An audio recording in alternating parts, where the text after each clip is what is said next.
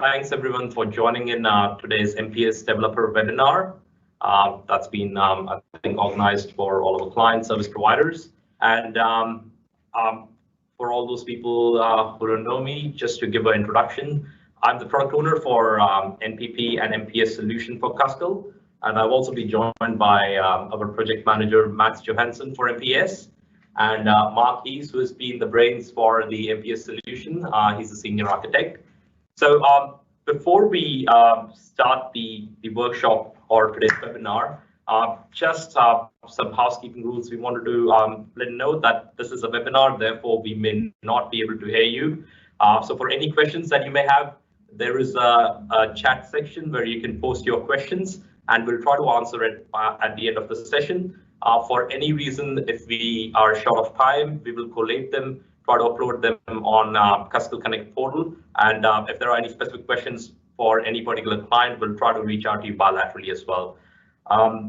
Besides that, we will try to make it as interactive as we can, as we will try to today take you through the journey of what we have been working through over time and provide you a bit of insight as to what the MPS overall solution looks like at this point. What is the effort required on the service providers and clients end, which has been one of the key questions, and what are the next steps and how do we intend to engage with you moving forward, given this is the times are pretty short or pretty stringent with the requirements or with the implementation. So I'll now start presenting the pack, if that's all right.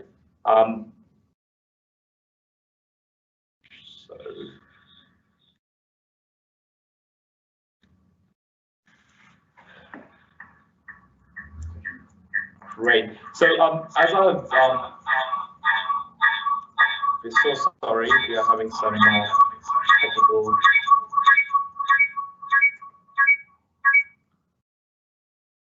Yes, I think we had some technical issues. We are kind of having 3 laptops in the room, therefore the sound was echoing. So just to reiterate, as for what I've mentioned, we will try to cover what sort of what is MPS, what sort of effort we are looking on your end, that from a development perspective, which has been one of the key questions, giving you a bit of overview of what Payer Services solution is, also providing you a bit of insight into the API aspects that we have been working on and walking through the timelines. Now, as a part of the webinar, we had shared a link to our developer hubs, which is where we have been loading all of our technical documentation, and that's been one of the approach that we have been taking to make you more self-independent and to explore some of those APIs.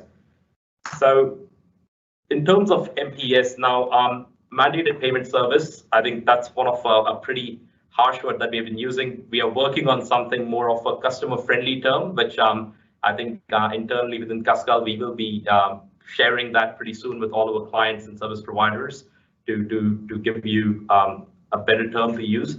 But essentially, mandate payment is more of an extension of existing runtime payment within the third-party software or third-party solution, where based on a customer's consent or payer's consent, you're ideally able to move the funds to any creditor or third party. And the way we see this is that this is not just something where all our clients would be payer, but we ideally do see a use case where you could actually fund your existing customers' savings account or fixed term accounts by initiating those payment instructions. So we do see that this is a great opportunity for you to be able to move the funds just based on the consent or authority that the payer provides you. And the way it sits within Cuscal's existing ecosystem is that it does leverage almost all the existing Cuscal managed services, which includes the investigation services, or be it the Cuscal back office operation hub, or even looking into some of the digital services that we do provide.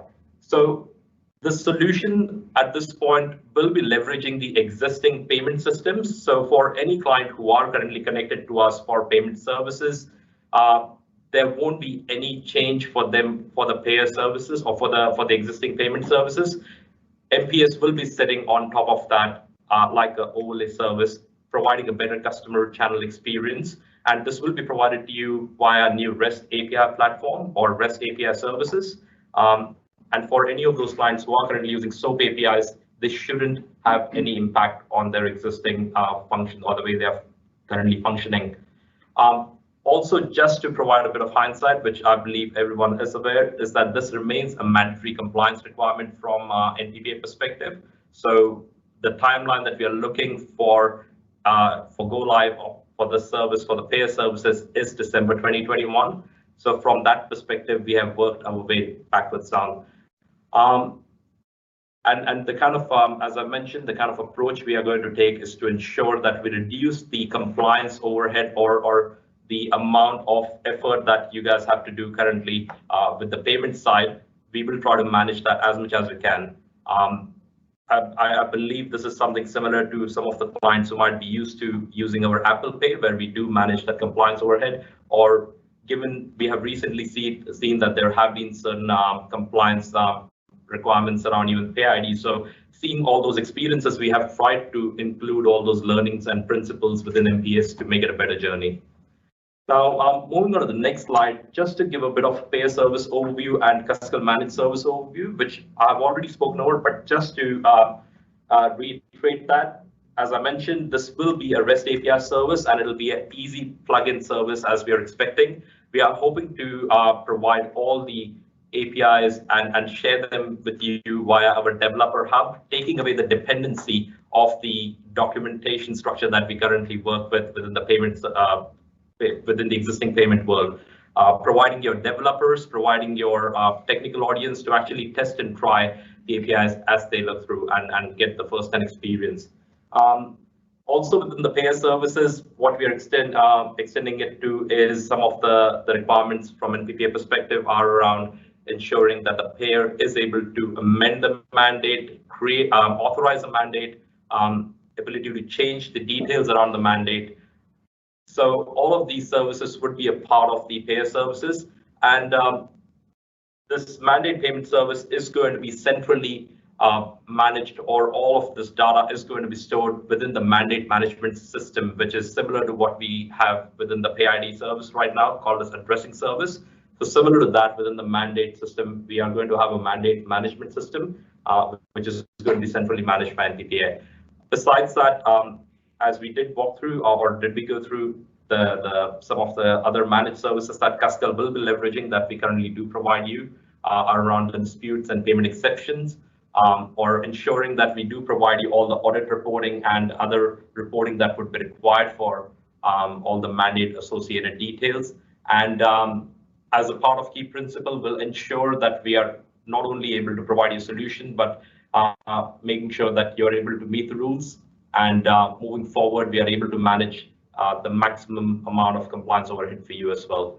So this is overall a generic overview of MPS for anyone who wasn't across it. Now, without further spend time on the overview, I would actually like to our architect to take you through the API specs or technical part of this MPS Payer Services, and actually let him showcase you how the APIs would look like. Mark. Yeah. All right, so just to give you a broad sense of all the interactions that you're going to require to support mandate payer service capability. These are the full list of API services that you will you'll be able to have access to. Not all of them you will necessarily need to actually support in launch. The porting, initiation and porting finalization are services that you should self-service, but it's not mandated for NPP, similar to the way you do porting for Pay ID today. But all the rest of the services should be considered as part of the connections that you will be between Cuscal and your core banking systems and your channels. And so this is the full list. And once you've got this full list, you should be able to have all the connections of the API connections that you will need to support this capability. So So what have we got is what we've done is we provided the contracts within the developer portal. These are the API Swagger definitions for all those operations specified in the previous page. And they've been loaded up in the developer portal.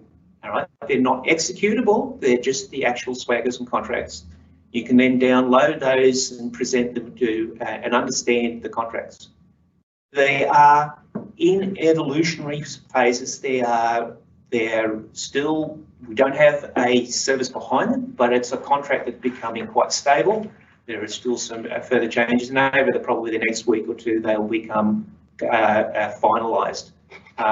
Therefore, you can now go away and use these swaggers as your agreement to start doing your design and understand the capabilities of what services or operations you'll be able to perform.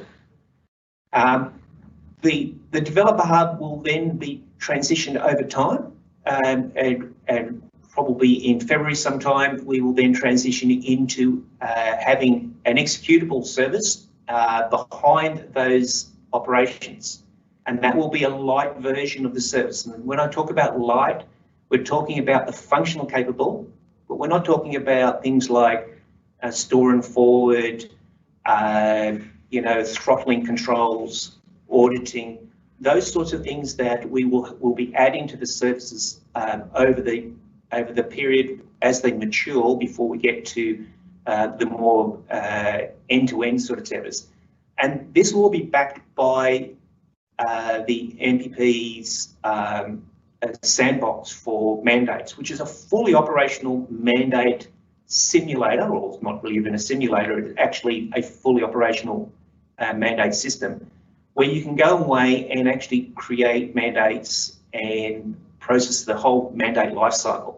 So therefore you can actually go away and connect them into your channels and start developing. Now we're doing this early, so it's earlier than we would normally do. It's not a complete version, it's a light version. And then by the time we would normally get towards a April period when we are giving you a released version, all right, where it's more complete, this gives us that time frame for us to co-build the complexity on our side, but also giving you functionality on your side, such that you can do this. You do your own development and your own testing, and be able to self-service via the developer portal. Right now, we have a number of discussions about what you can do and how you do this stuff, but basically the objective is by being mid-February that you should be able to start being able to do your own playing with those services. So what are these services that we've mentioned? These are pretty obvious connections between the service and the C experience deck that you would have got from MPPA. So obviously we've got a query mandate. It basically goes away and returns you all the mandates, or gets a particular mandate. And again, that's somebody updated the pack incorrectly. I'll have to. So it's supposed to get the list of mandates. The last bit's a bit wrong. Can we go to the next one? All right. That's where they're being flipped over. The other ones previously, the URL is incorrect. Previous one. That will be the service to get the actual mandate details. All right. If we go next one.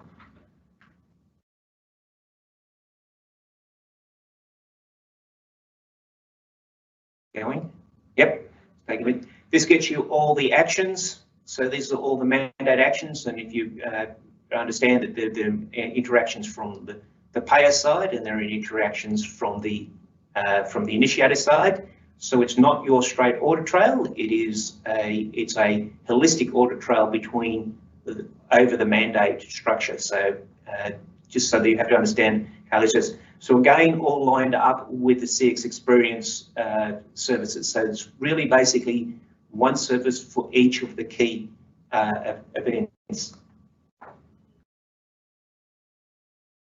All right, this is the approval of the mandate. All right, and there's a long sequence flow that you will have in your process when you actually get to the commit point. All right, and obviously you do your search and you do your get beforehand. When you actually get down to actually going approving the mandate action, then you'll basically be performing this patch action. All right, to amend a mandate, pretty much going away, getting a new account number or new pay ID associated to the mandate. It's the operations are directly aligned to the actual primary commit point of the screens. All right, changing the mandate status is the other one, suspending or resuming or cancelling the mandate.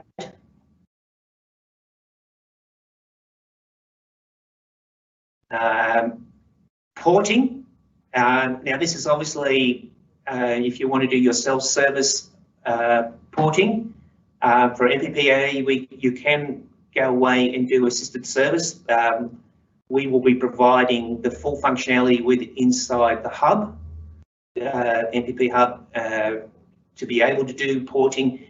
It's similar to this, obviously not a customer centric, that you'll be doing. We'll be having to some sort of porting capability there, but basically will allow you to go away and port all the mandates and be able to move them to another institution.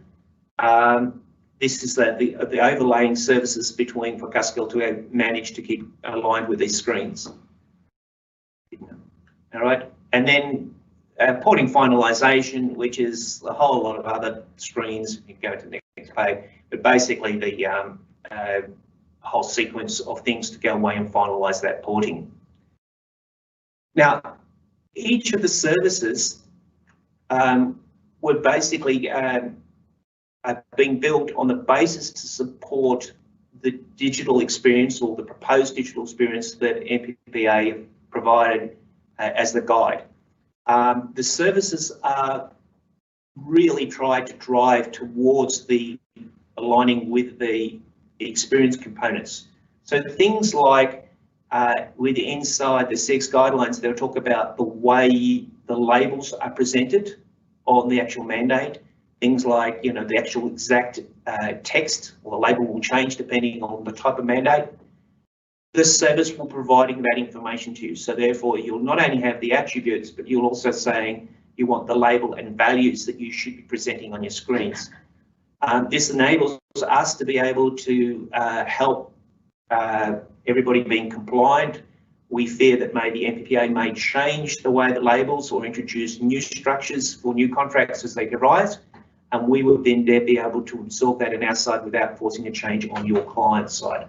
So our services are all aligned towards the ability for your experience. Now, obviously, you can use it with inside your direct services or your assisted services. They don't have to be on the customer direct services. You can put them into your branch service models as well. There's a whole lot of stuff that you should be aware of, and we would go through that into the as part of the next set of sessions to talk about all the nitty-gritty bits and pieces. But you should be able to, from the service, be able to work out how much work that you need to do within channels and decide what channels you're going to show and what functions you're going to do. So you should be able to start with that capability. So there's the end of it. Oh, there's two more functions. So these are the inbound functions to the client. So these are two fairly important parts. One is obviously the notification, which is the call to action that the mandate or something's happened on a mandate, and so in certain cases, obviously, you need to get the approval. So this is an outbound service that the clients will have to construct. We've got the contract there for you to go away and define your contract, and it'll show you all the attributes and stuff that you need to do. It's quite extensive, the service, but it allows you to do all the fancy stuff to go away and build the call to action to make the mandate be approved. All right, and the last one, which is obviously the critical one, is the payments.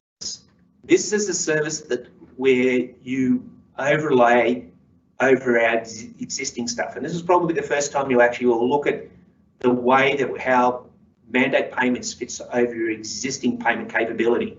So you'll see a payment coming in and we'll be calling you as a new service, but then the client is calling back. And the blue lines there, the make a payment lines, is your existing capability, your existing flow. All right. And it doesn't matter what you're using, if you're using, you know, old REST services or you're using the APIs, it doesn't matter. That inbound flow is what your existing capability, and we will hook into the rest of the process to complete the complex contractual side of it. So from a client's point of view, it's almost like you're doing a transfer out or an open payment outwardly posting money to it, except the fact that it's coming from us, from a Cuscal call service, rather than from a channel. And it's all based on the fact that the contract or the mandate has been approved. So your back-end development process for your payment side should not be holistically complex. All right, so there is quite a bit of bits of stuff in there, but your interaction with us is as light as possible. Now, with all of those, that's basically all the integration points that you need to worry about. All right, move on to that stuff now. Next with it. All right, developer portal. Hopefully everybody's gone away and got their access to the developer portal. If you go into the developer portal, you've got these two new payment authorities, and the reason we've got the word payer is that initiators will have their own initiator services. So because we're sorting both the initiation and the payer side of the world, that's the variation between them. And as you can see at this moment, we have the following functions. Not all of them are there yet, but they will progressively be being put out there. Porting is the one that's going a little bit later than the others because it's less likely to be consumed straight away. All right. There's the notification service. The picture's not there, which shows you all the data that comes in the notification service. But the other, payments will be there and coming soon, and then you will basically have all of the stuff there. My recommendation is that you actually grab the swaggers and export them into a Swagger presentationary, it's like Swagger IA or whatever sort of service or capability you've got, because it'll present much better in a document presenting service. We've tried to put an awful lot of stuff into the API from a description point of view, especially in the objects. We will continue to be adding more and more content into the API in a document sense, not necessarily contractual changes, to help you consume the service and understand what all this stuff means. Again, as we walk through the subsequent sessions, we'll help you step through each of the APIs and understand all of their content and how you should be consuming them and what it all means. And that leads us to timelines, which pass on to Matt. Good morning, all. The slide shows the NPPA industry timeline. And in terms of Cuscal progress, the first milestone due on 2nd of November has already been met. So we are doing well. Cuscal are working towards the remaining dates, and the client delivery date shown on the next slide falls in line with the same. If we can go to the next slide, please. So the top two arrows signifies, as Mark said, on the left-hand side, a light version of the artifact. And as you move towards the right, the artifact is maturing. As you can see, integration testing is due in July. We start testing in July. And followed by volume testing in September and onboarding activities from end of October through to December. So in terms of Cuscal, we go live end October, and the onboarding activities are from there to 1st of December. Over to you, Sanket. Yes. So I guess in terms of the services and in terms of timeline, not just from Cuscal, but even an industry perspective, that should be giving you a good amount of insight. What we do intend to do is have further online workshops, not webinars, so that we can have it more interactive and address questions in a more detailed way moving forward. Also, as Mark has mentioned, we will be uploading the API specs on the Developer Hub. So for anyone who hasn't yet registered, we would recommend please do register there. You can create an admin and then you can assign people within the Dev Hub. And these will be light versions until we further update the APIs.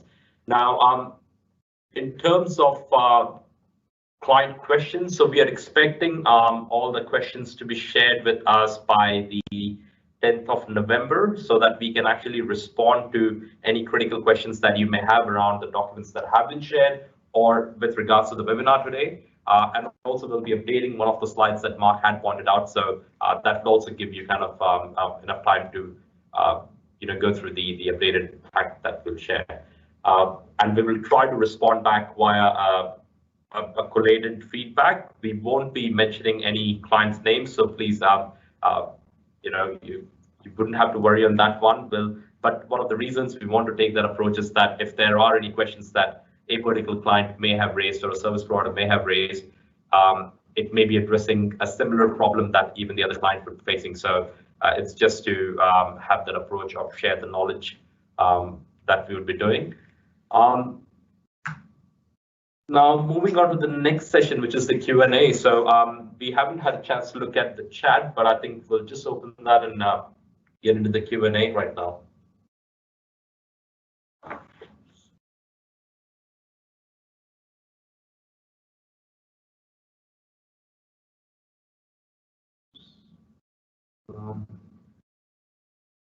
Okay, so we've got the first question, which says, is the mandate payments from a pay ID a compulsory offering, or is it up to each bank?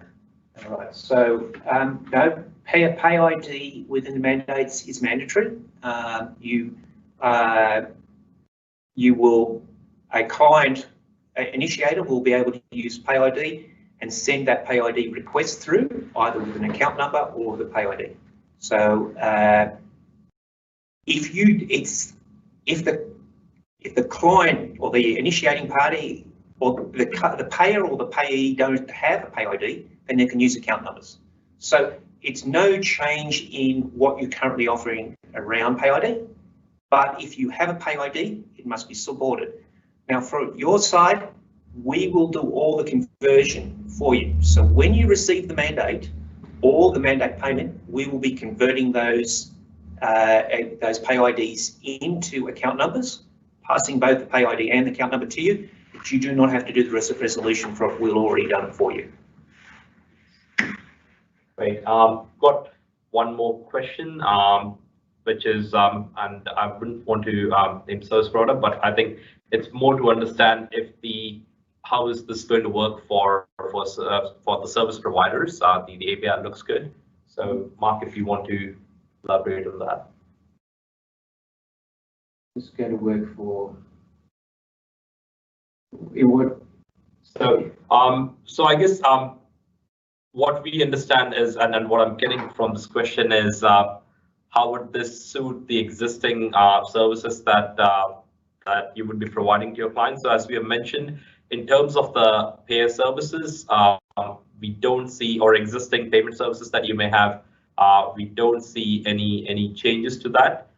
Whatever these APIs are, the REST APIs, they would be sitting similar to OLE, what you currently would see like OSCO so from that perspective, we don't see with your existing structure having any changes around that. And I guess if there is any further elaboration around that question, we are happy to address it if you could send us an email to us separately, but we'll be further happy to elaborate. But what I'm understanding, if that answers your question.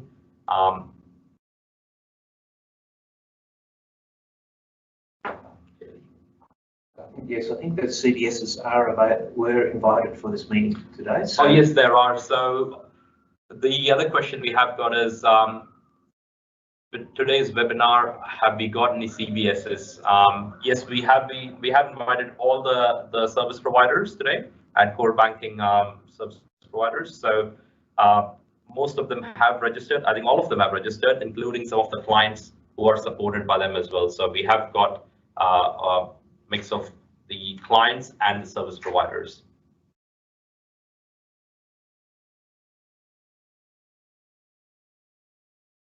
Okay, so we don't see any more questions at this point. And I guess at this point, as a next step, what we would recommend is please feel free to send through any of your questions to us to nppproduct@cuscal.com.au, which I think is has been shared with everyone.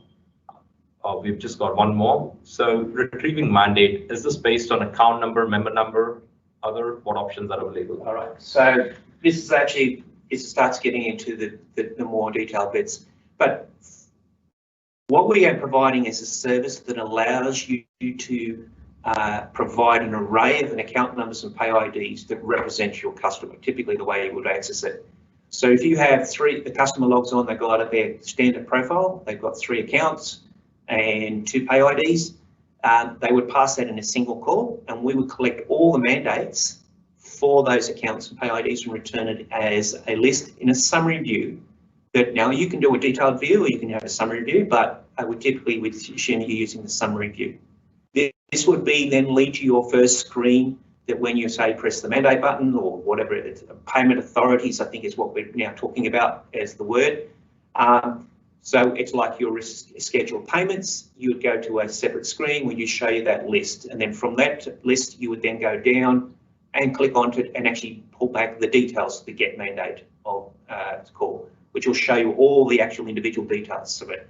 So they're very much aligned for that skills. Now, we don't have a customer to account relationships with inside Cuscal of your client. So what we do is we just provide you the ability to build that array representing that customer grouping of accounts.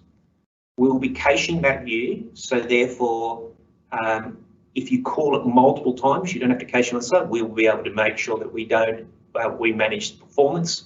So there's quite a lot of stuff that we're doing there to be able to actually support the customer representation of the mandate. That cache view will self-regulate, so therefore any changes on the mandate or any new notifications that come in for changes by the initiating party against that mandate, the cache will become stale for that particular mandates, and therefore we'll be able to get the latest up to date. So you will have a really customer-centric type set of services without us actually knowing the customer relationship to their accounts. Hopefully that answers your question. We'll just give one more minute to see if there are any questions. If not, then as mentioned, feel free to email your questions to nppproduct@cuscal.com.au. Also, this webinar is recorded, so for anyone who may not have been able to attend the full webinar or not able to attend today itself, we will be providing the recording for this, so that should provide you information. What we would like is to core system providers to start thinking about when they want to have these sessions, so that we can know how soon we can start providing a session for it.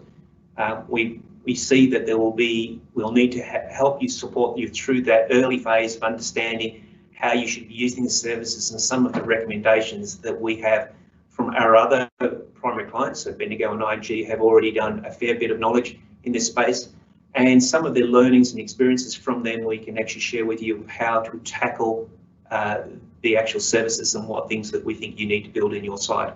So, but we really want you to come to us and sort of start thinking about when those sessions should happen. The earlier, I assume, the better, that you understand the scope of work that you intend to take on. Great. Given that there are no other questions, please feel free to email us any questions or any concerns that you may have, we'll be happy to reach out to you bilaterally. And as we have mentioned, we will be having bilateral engagement. So Matt or myself would reach out to each of the service providers. And for all the clients who are there, just for your assurance as well. So we will be engaging with your service providers to ensure that they are provided with the relevant information for you to succeed within this journey. And hopefully, I think we will have a great project, and then hopefully we'll be able to, over time, include all the learnings that we have seen in the past from the payment and make it a better journey for you. So thanks everyone for joining today's webinar, and hope you have a great day ahead. Thank you. Thank you.